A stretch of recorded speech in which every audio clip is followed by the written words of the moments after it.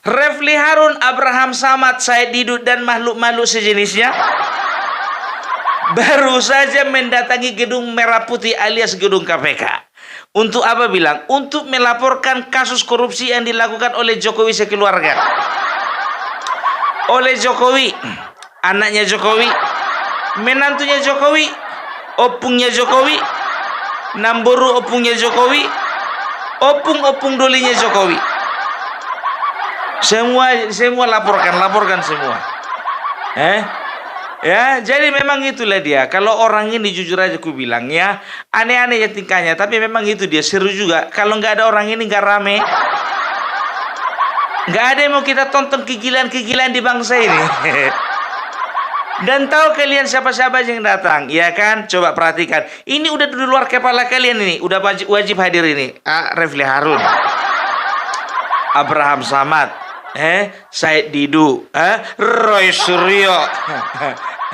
Roy Suryo ikut ngelaporkan. Orang yang pernah korupsi ngikut ngelaporkan korupsi. Ya. Setelah itu ada siapa lagi? Tambah satu lagi anggota, Saud Situmorang, mantan wakil KPK. Wakil ketua KPK. Ternyata ini semuanya biar tahu kalian komplotan mantan.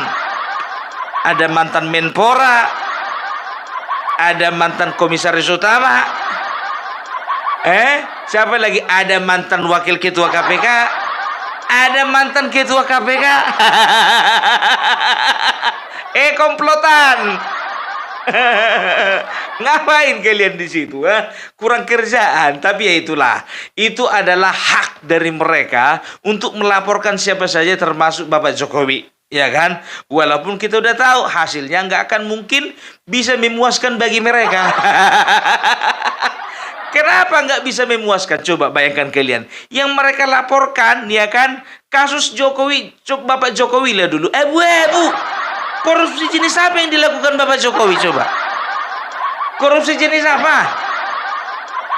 Nggak usah pakai perasaan lah, pakai data lah. Setelah itu mereka itu menuntut supaya mereka juga memanggil yang namanya Kaisang karena terbukti sudah melakukan gratifikasi dengan menebeng pesawat jet pribadi. Sementara ya tidak berapa lama kemudian KPK sudah menetapkan bahwasanya yang dilakukan Kaisang bukanlah gratifikasi.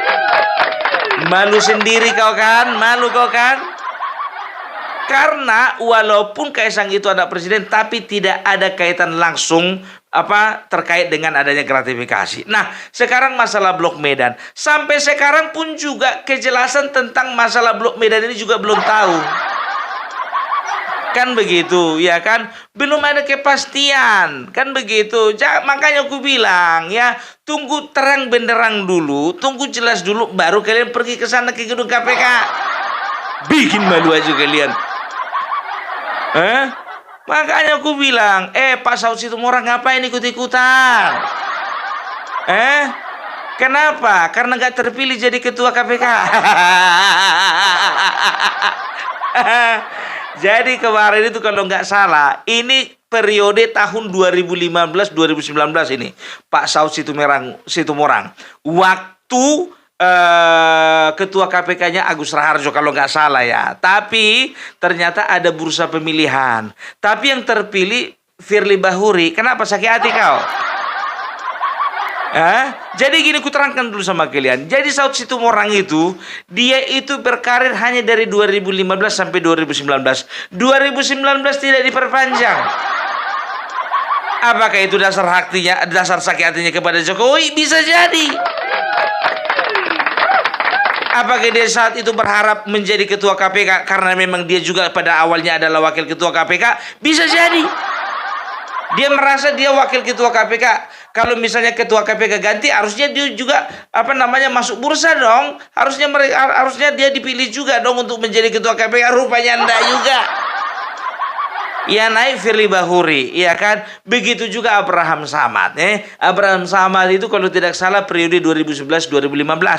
2015 itu pemerintahan dari Bapak Jokowi diberhentikan dia karena apa? Melakukan tindakan pidana pemalsuan dokumen.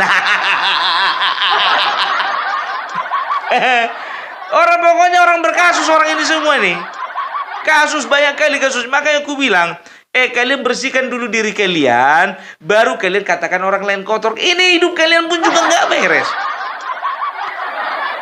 Wakil Menteri Said Didu, ya kan, kemarin tuh kalau nggak salah Wakil Menteri BUMN. Baru setahun atau 2 tahun menjabat dipecat.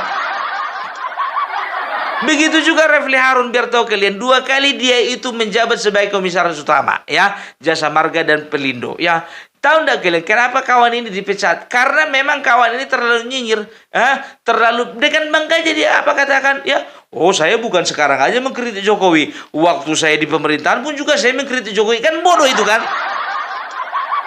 Dia coba bayangkan kalian dulu, dia punya rumah tangga dan dia menjelekkan rumah tangganya keluar. Kan ibaratnya seperti itu. Dia ada di dalam pemerintahan, ada di dalam BUMN, tapi dia menjelek-jelekkan bosnya, kan kurang ajar namanya itu.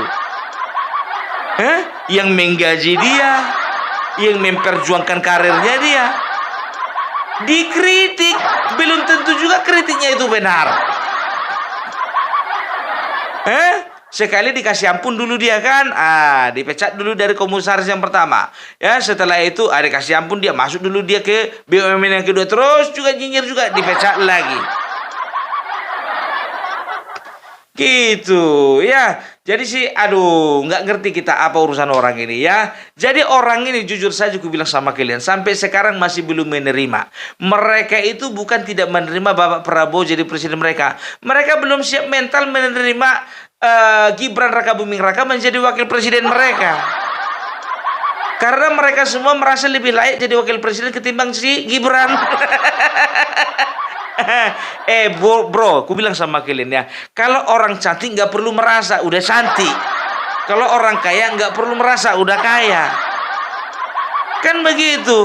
Biasanya yang merasa ini justru itulah yang nggak ada kualitas. Dia itu merasa cantik karena jelek. Tapi dia merasa cantik, dia itu merasa kaya padahal miskin.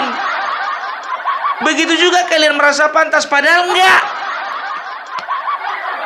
Kurang kerjaan kalian. Coba sekarang omong kosong, ku bilang sama kalian ya satu-satu. Semua apa yang kalian katakan dan juga kalian kerjakan omong kosong.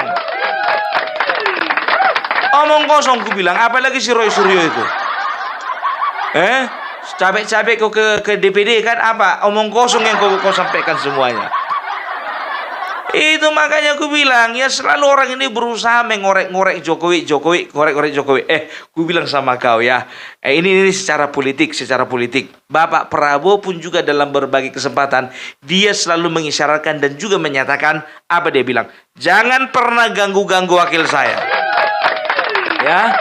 Dan jangan pernah mengganggu Bapak Joko Widodo. Ya, itu nyata-nyata ketika Bapak Joko Widodo sudah purna tugas, beliau dengan rendah hati dan tahu diri, kepingin dia itu pulang ke Solo naik kapal komersil. Lalu apa yang dilakukan oleh Bapak Prabowo? Dia tidak mengizinkan dan beliau mengirim pasukan TNI beserta pesawat dan juga dikawal oleh 8 pesawat tempur untuk mengirimkan Bapak Joko Widodo dari Jakarta pulang ke Solo. Itu saking istimewanya, spesialnya. Jadi jangan kalian merasa Bapak Joko Widodo itu sampai sekarang nggak punya power. Diam-diam itu masih punya power. Itu makanya aku bilang orang ini panik karena apa?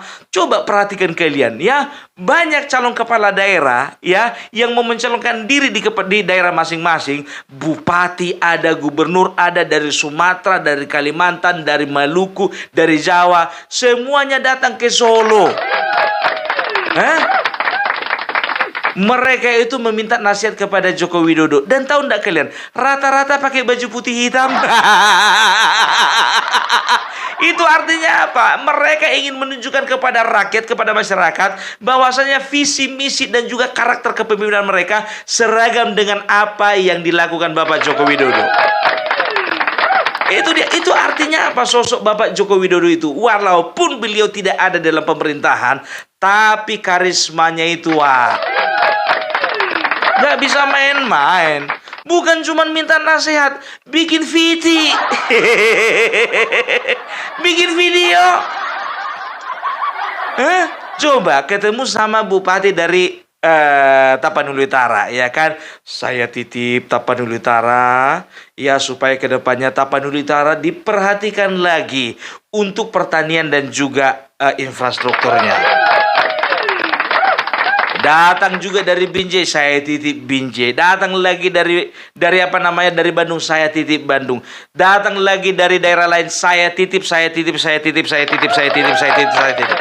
Artinya apa? Beliau itu bukan cawe-cawe, tapi beliau menitipkan semangat yang ada pada dalam dalam dirinya kepada setiap kepala daerah yang akan melakukan pertarungan. Masalah kalah menang itu urusan belakang. Tapi biasanya rata-rata yang di-endorse Bapak Jokowi itu menang. Jadi orang ini kesal gitu loh. Kenapa sih masyarakat itu terpusat perhatiannya kepada Jokowi? Kami ada loh. Pemikiran mereka gitu. Ini loh ahli tata negara. Ini loh ketua KPK, pernah ketua KPK. Saus itu orang bilang gitu juga. Ini pernah loh wakil ketua KPK, pernah loh. Iya kan? Roy Suryo begitu juga. Ini menteri. Kok nggak ada yang minta pendapat sama menteri dulu ini menteri?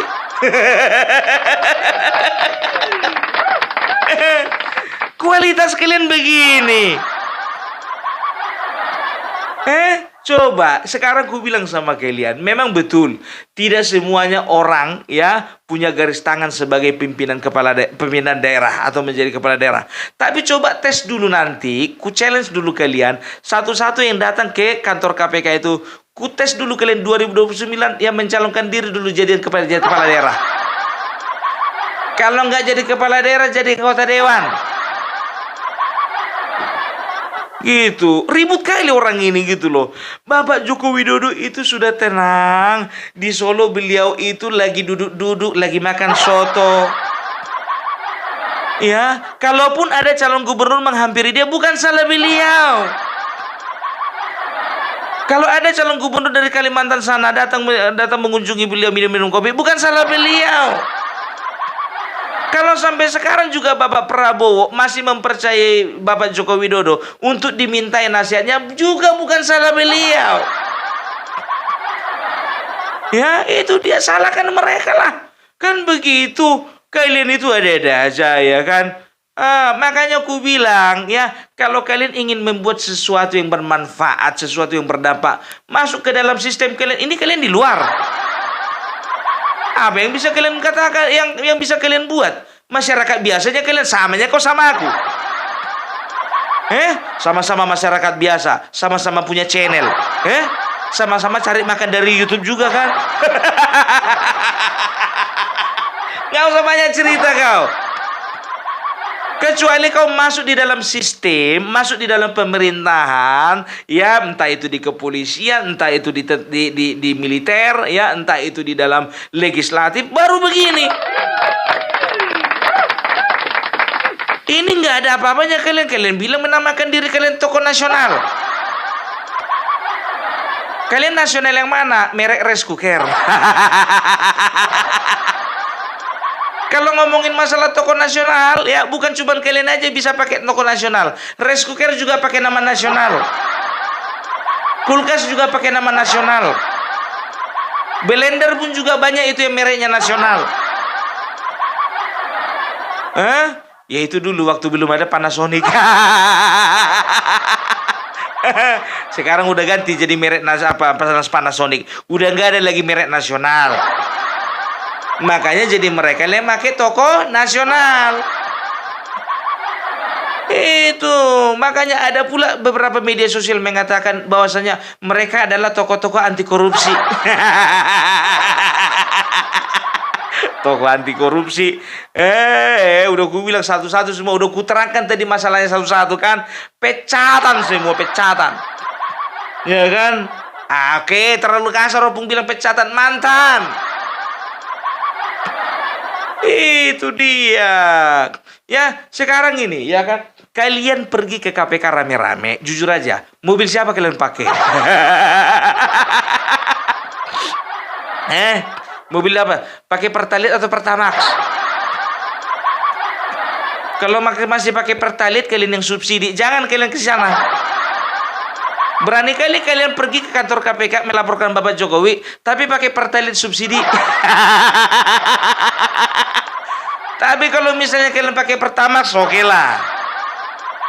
Ini udah pergi dilaporkan Bapak Joko Widodo, dipakai pula Pertalite subsidi. Terus di rumah kalian masing-masing, jujur dulu kalian jawab pertanyaanku ya Roy Suryo, saya Didu, dan juga itu semuanya Bram Samad. Masih ada nggak tabung gas warna hijau 3 kilo di rumah kalian? Masih ada nggak? Periksa, kalau memang masih ada tabung gas warna hijau 3 kilo di rumah kalian, jangan kalian ngomong-ngomong masalah menuntut Jokowi. Sedangkan nasi kalian aja dimasak dole hasil pakai gas subsidi. Makanya aku bilang kalau masih pakai Pertalite kalian datang ke kantor KPK dan juga kalian istri kalian masak pakai gas LPG 3 kilo. Nggak usah banyak cerita lah.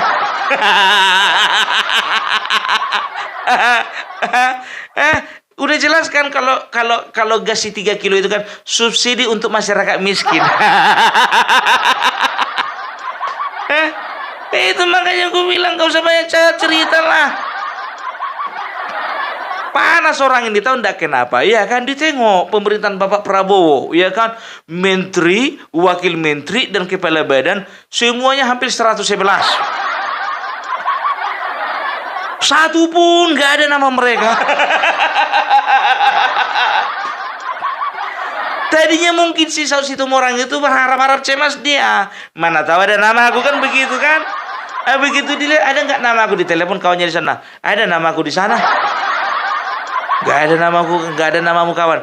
Telepon lagi di bagian sana kan, di badan sana. Namaku ada di sana muncul. Nah, ada namamu di sini. Perasaan kali kau, ya kan?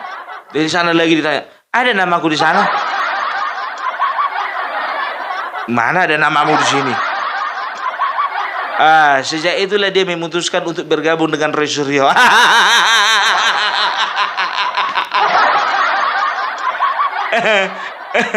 Aduh. Tapi tunggu dulu, coba dulu. Itu kemarin itu, ya kan? Itu Roy Suryo kan ditangkap KPK. Kalian masih ingat nggak? Coba pastikan dulu. Waktu itu wakil ketua KPK-nya si Saud Situmorang nggak?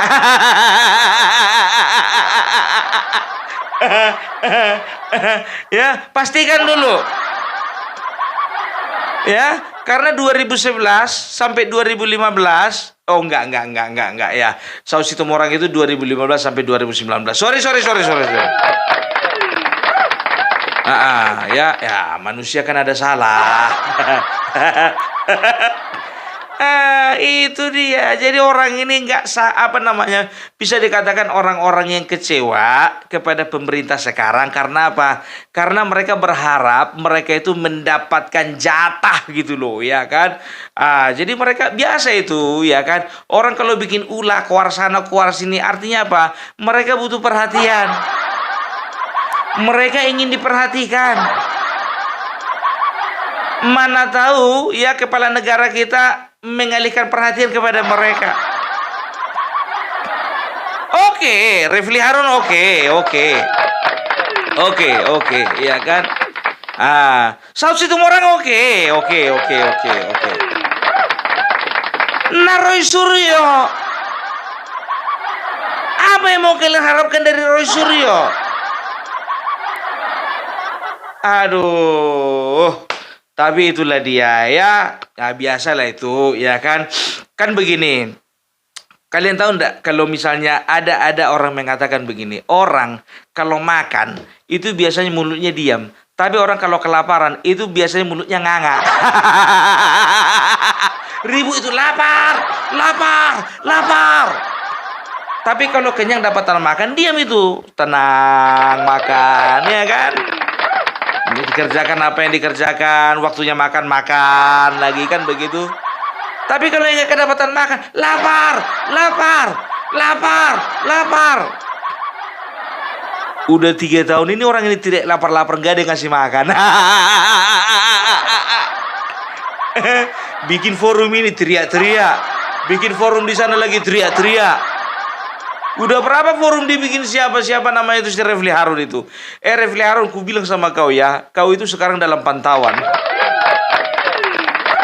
Ya aku bilang sama kau, karena apa? Karena kemarin contohnya itu yang namanya Amin Rais kemarin bikin forum. Waktu itu ada anggota forum itu yang mengatakan apa? Bunuh Jokowi, kan begitu. Itu kau juga mengaminkan. Terus apa lagi? Ada juga keluar beberapa video ya yang mengatakan bahwa kalau kau berkata begini, tangkap adili gantung, tangkap adili gantung. Itu kau bilang kan, sekarang hati-hati kau, Bapak Jokowi itu, walaupun beliau itu tidak lagi menjadi kepala negara, tapi ingat, anaknya wakil presiden. Anaknya masih wakil presiden. Nggak kau tengok kemarin waktu beliau datang ke Solo? Kemarin Bapak Joko Widodo purna tugas datang ke Solo, Jawa Tengah heboh. Nah sekarang anaknya datang ke Solo sebagai kapasitas wakil presiden, apa nggak makin heboh? Ributlah banteng di sana ya kan? Kayak mana lah nasibnya Nika Perkasa, pikirnya ini kan begitu. Itu dia, makanya aku bilang jangan macam-macam sama Joko Widodo. Ku bilang sama kalian, walaupun beliau itu tidak lagi menjabat, tapi kecintaan masyarakat sama beliau masih di atas 80%.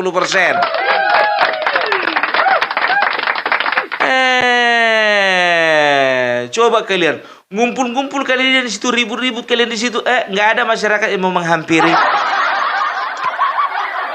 Tapi Bapak Joko Widodo kami itu, duduk aja di kafe sendiri, udah banyak wartawan mengerubungi, biar tahu kau. Ini kan kalian yang cari-cari wartawan.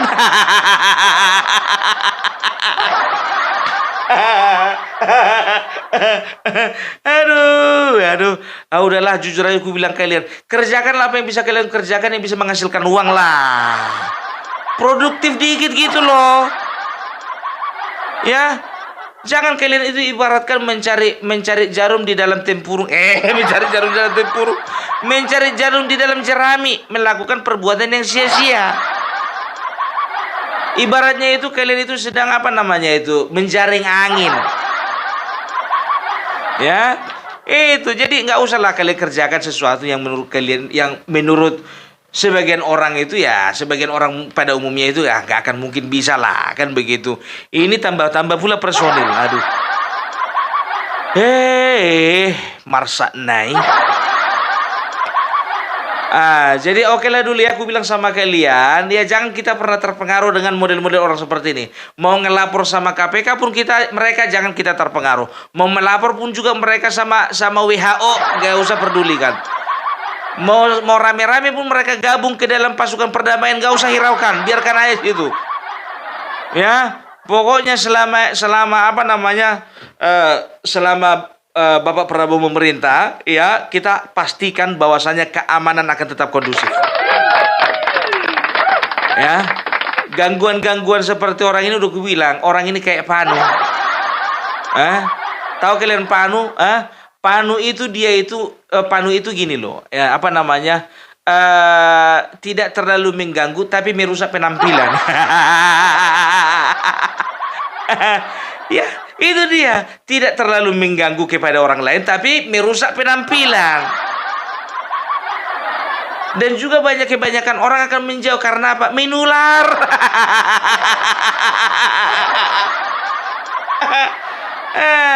Makanya aku bilang sama kalian ya, jangan pernah kalian mau mendekat sama orang-orang seperti ini, karena apa? Menular. Mari kita jaga kesatuan dan persatuan. Mari kita dukung terus, support terus pemerintahan Bapak Prabowo Subianto dan Gibran Raka Buming Raka. Ya, niscaya kita akan mendapatkan masa depan yang cerah, dan juga bangsa kita akan menjadi bangsa yang besar untuk mempersiapkan Indonesia Emas 2045. Oke lah dulu. Salam Nopung Parbelak, salam NKRI harga mati.